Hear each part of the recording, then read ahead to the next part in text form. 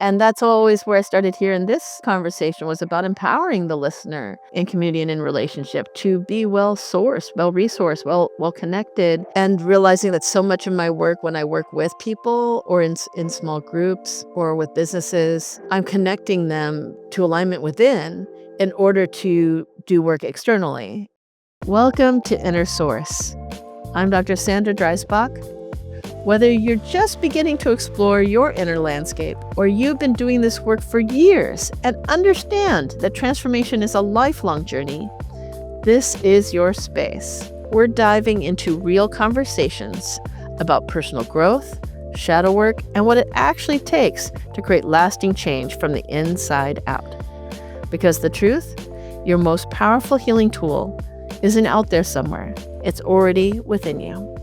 Let's connect to that inner source together. The information shared on this podcast, our website, and other platforms may be triggering for some viewers and readers and is for informational, educational, and entertainment purposes only. It is not a substitute for professional medical, legal, or therapeutic advice. While we explore topics related to altered states of consciousness, we do not endorse or encourage illegal activities or substance use.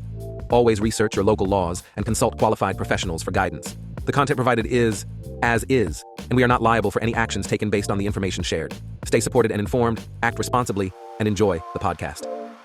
Welcome, everyone, to Inner Source. That's right. No longer Psychedelic Source. That's right. And I am also jumping in and taking over for this one episode a little bit. Yes, I need it. I need accountability, She had me on her show in the hot seat. Now she's in the hot seat. Yes. Both to talk through this explanation of the show name change and what led to that. And it's a lot of behind the scenes that led to this change. And we both thought this would be fantastic and a great format to do it in. So, Sandra, how's it going? Well, it's been a transformative time. I mean, I guess that's what when you really lean into times of transformation and when we have moments, I think also as a community, as a collective, I think we are all going through that transformative time. And for me, it's been reflected in this program, in this podcast, and taking a real conscious break from doing episodes and to really think about and revisit, what is my intention with this? What is my intention with this work? Which is part of what led to the name change.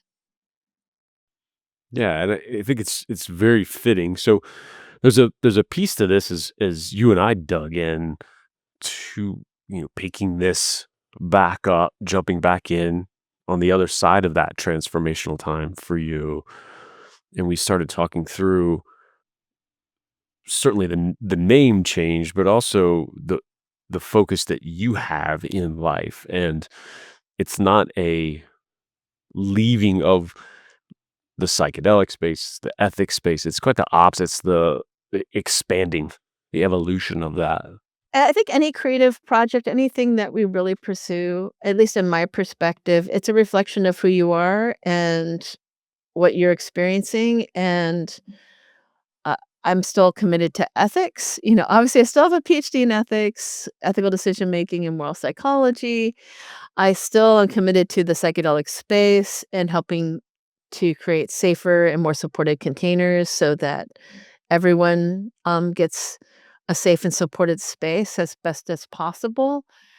But I've also recognized that my work is actually beyond that, and that sense of source, as I've come to understand it, and how I've come into greater integrity, has come from connecting within.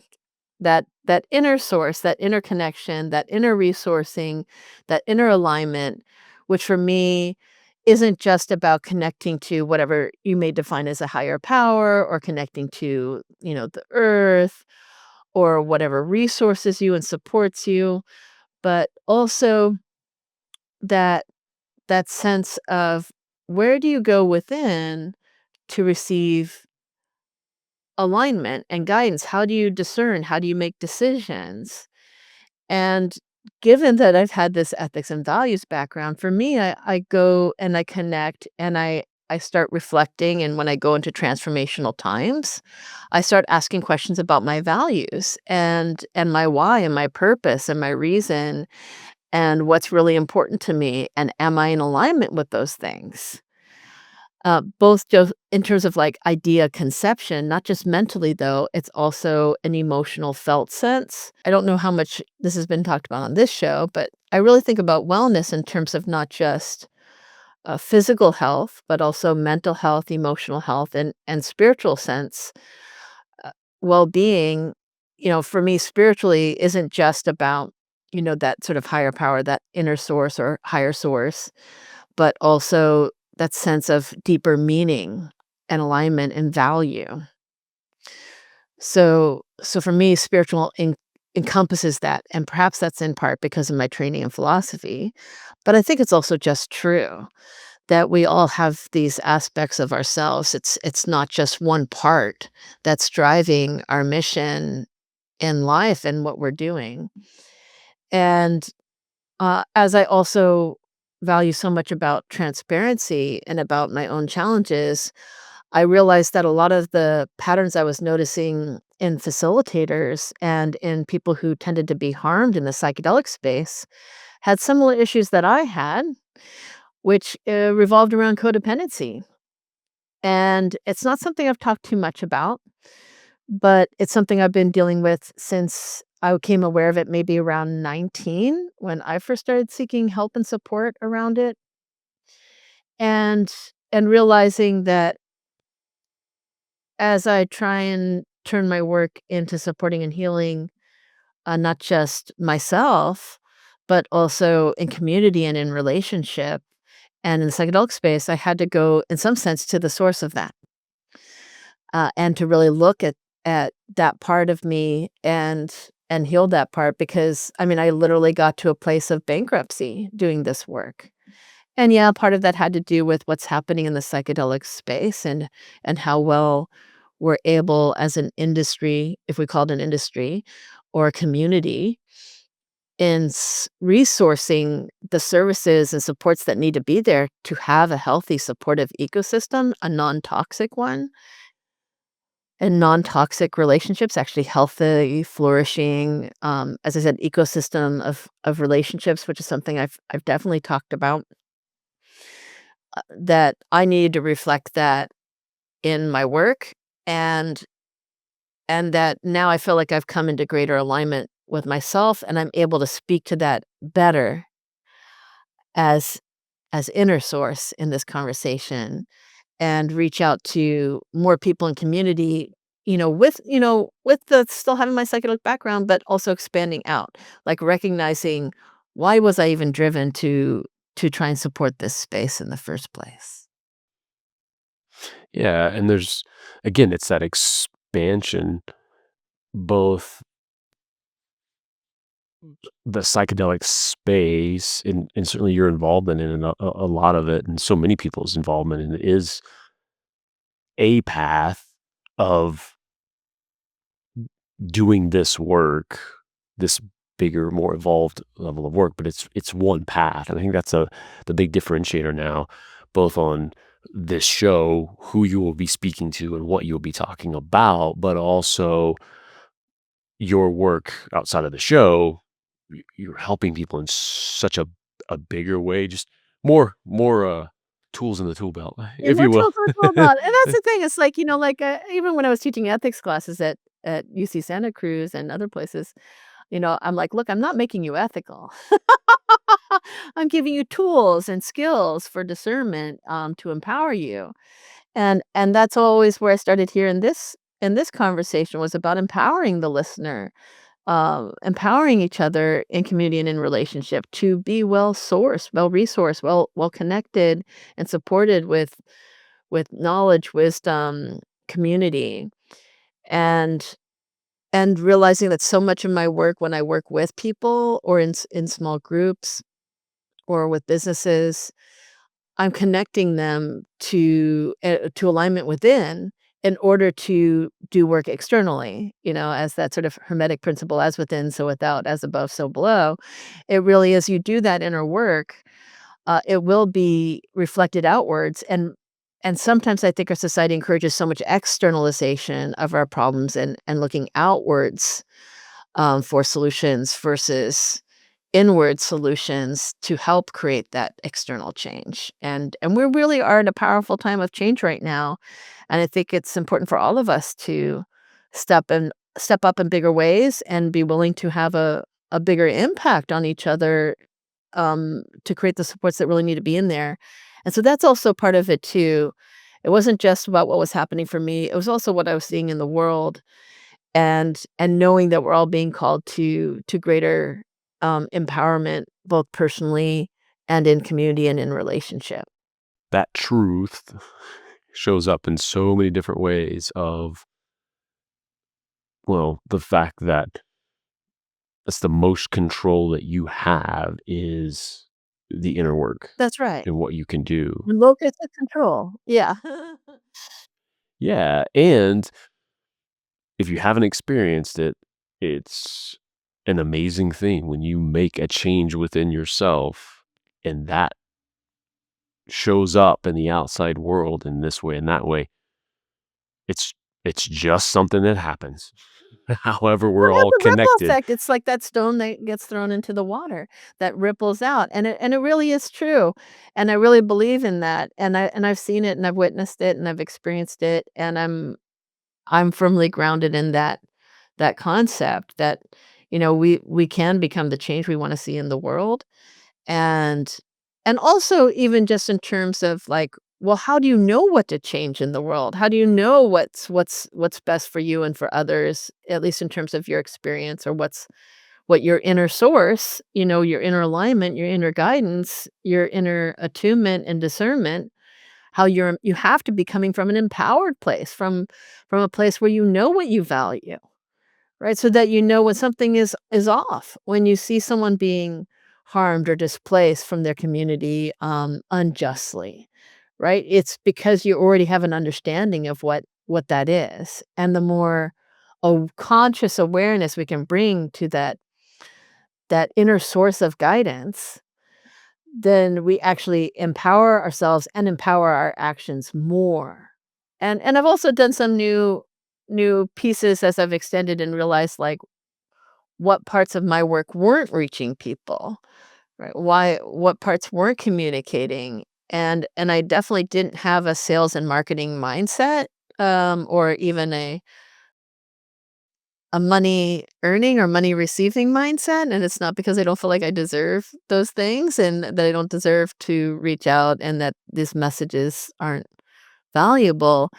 It was part of my own healing process, and also understanding that more deeply receiving we're able to give more. So if I really wanted to have, let's say, multiple generations of impact that are positive towards, conscious integrity, inner resourcing, empowerment, where we respect one another and hold space for one another and support one another and love one another, really, that I needed to be willing to expand further. But to expand further, I needed more resourcing. I'm like, "Well, that makes sense," and I wasn't really thinking about that part of the equation very consciously. Like, I'm just like, "Okay, I'm just gonna stay on my lane, just gonna do my thing," without paying attention to how ironically, even though I was talking about all this stuff about source, like, I needed a lot more connection and resourcing and dive even deeper into, my inner resourcing, not just in terms of being able to have that impact in the world and to create that positive change, but also recognizing that all of us need to shine brighter right now, and and not be afraid of our own power, and not be afraid of resourcing ourselves and making sure that we understand that we're worthy of that level of resourcing. That it was all these, healers, givers, facilitators that were the ones that were least likely to resource themselves and have the most inhibitions about, asking for funds or receiving money, and or seeing it as a spiritual harm or something like that, or that, all those sort of ideas, and I'm like, "Oh, this is a systemic issue, it's not just it's not just me, it's not just my community, it's not, this is the sort of toxic mindset that we've in some way given ourselves over time that needs to be healed and needs to be transformed. So as I was creating these transformative tools, like I created there's this Oracle deck, which you could see another podcast on that.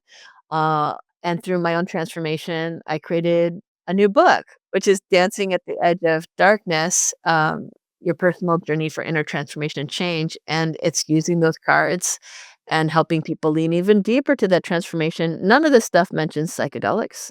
Psychedelics are not required for this transformation. I think that's also was important to me too in terms of this name change was that you can connect within and create the transformation in your life if you're willing to do that work and uh, nurture your own inner source. And there's lots of different routes. Yes, some of them include psychedelics as a possibility. But most of my transformation work, most of my healing work wasn't actually through psychedelics. It was through, doing, like the exercises in the book involve expressive writing or therapeutic writing is another way of referring to the practice. Journaling, some people talk about it, but it's like a very intentional process. It's more angled towards looking at those places and just asking those questions and reflecting, just like I did in philosophy, asking the questions, reflecting on it, writing on it, looking at other people's perspectives, reflecting on it, revisiting it, reviewing it, right? And then connecting and talking with people about it, which has definitely been a part of it. My work doing speech and debate for many, many years and training in ethics debate team where you didn't have to disagree. You could actually discuss and come to agreement, but with different perspectives. All of this, I've started to see all the connections between all of my work to getting to this piece where I'm at now.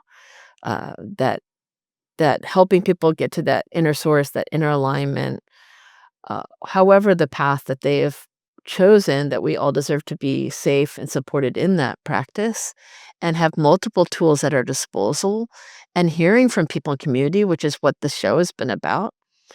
But I also realized I could be sharing more about my personal experience and different things that I've been doing along the way. I've worked on having transparency by sharing the people who I work with, but not talking as much about what my process has been and how I've gone through different transformations. And it's not that I'm like the ultimate model or anything like that. I'm just one, right? That sometimes it helps to see someone go through similar challenges or even if they're not the same, there's something that connects us in our humanness in how we work through and transform and heal ourselves and empower ourselves.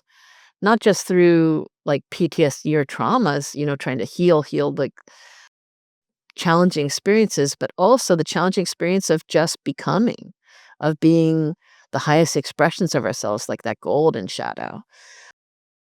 And some of this led me to do the new thing I started offering around, shadow work and how to hold space for shadow work better and how to support people through that. But overall, I'm still focusing and holding space for the people I was holding space for before, but I'm expanding further to include a larger perspective, a larger community, and recognizing that that's how we're going to have the healing and the impact and the empowerment we really want in ourselves and in our world to create literally more peace and love and light, like all the things. Yeah, absolutely. And this brings up a great point in all of this too, to almost answer a question. It's when you talk about this inner work and folks maybe new to it or they've been going down this road and trying to do some of that in the past. I know that feeling that comes up because we try to put things in buckets and it's like, oh, okay, so don't do anything outside of myself, sit in a room and just, and we try to get so black and white. but it is this dance, and it's the prioritization and to really trust yourself, and you're gonna trust yourself more over time as you do more of this work and that gut feeling and that, "You know what? I don't know what it is, but I'm just drawn to this person or this resource," and that's the path to go down rather than starting from, "Somebody tell me where to go. Somebody tell me what to do in all of this." And that's the dance. You kind of jump out, you get this little resource. Oh, wow, that's a great process to go through and find some of those foundational elements to what do I believe? What do I want to achieve in this world? And then you kind of jump out, oh, I see, I'm kind of missing something tangible in this area. Let me jump out and grab that, come back in. And I want to be purposeful and call that out for folks of that's included in what we're talking about when we talk about this inner source and trusting yourself. Absolutely, because we all have our own dance, right?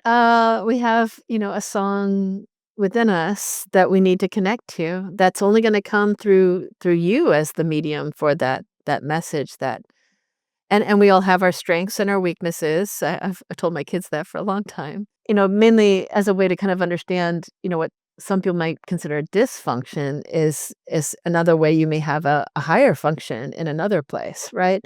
That we all have strengths and weaknesses. Someone else may be more physically adept, whereas you may be more emotionally adept, or you may be more mentally adept, but may have challenge with, dyslexia.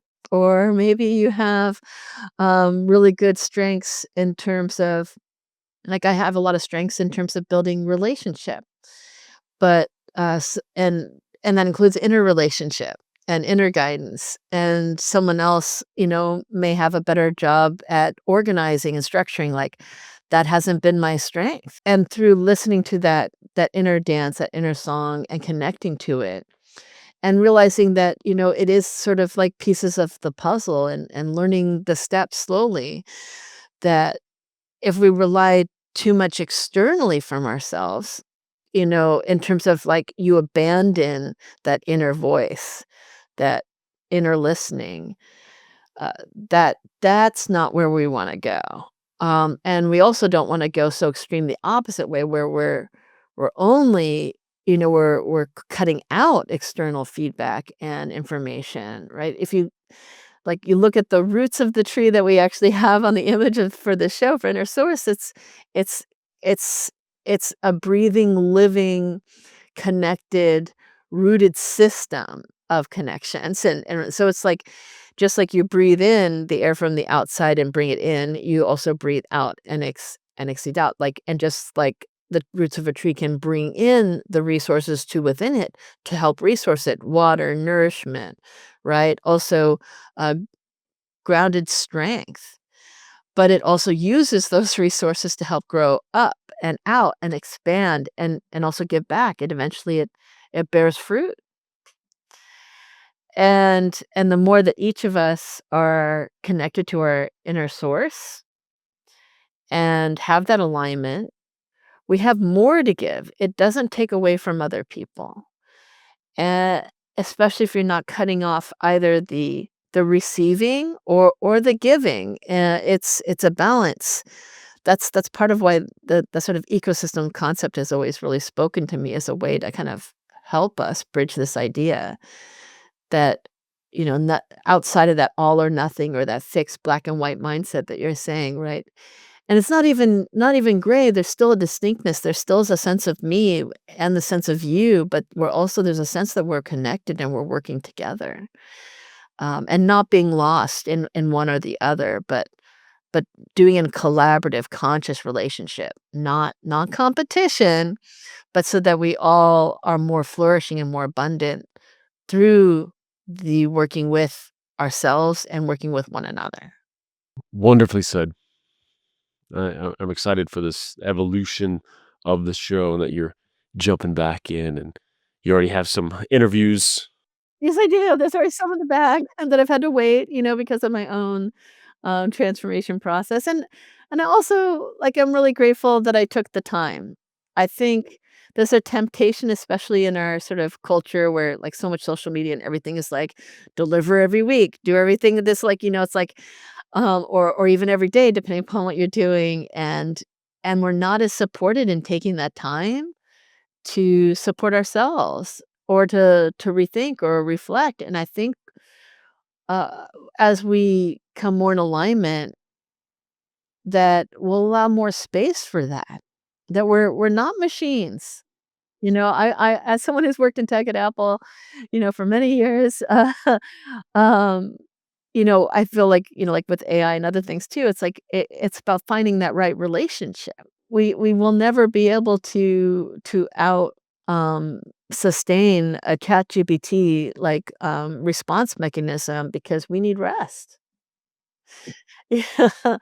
Um, yeah, a tree isn't trying to bloom all year, you know? I don't know why we think we should be having that sort of I think that's sort of part of how we got into a less sustainable, even if I don't say the word toxic, a less sustainable way of being. And so even just taking the time to stop, rethink, and allow myself permission to change the name, to shift, to pivot, to grow, to evolve. Like, maybe the name will change again. I don't know. I didn't think it was gonna change at all the first time, but we need to give ourselves space for that, for ourselves to grow and change and shift and not feel stuck or have that fixed mindset versus a growth mindset where we're allowed to shift and change and grow and evolve. So expect, this podcast to shift and grow and evolve as I shift and grow and evolve, and as the community and as society grows and evolve, and as our needs evolve.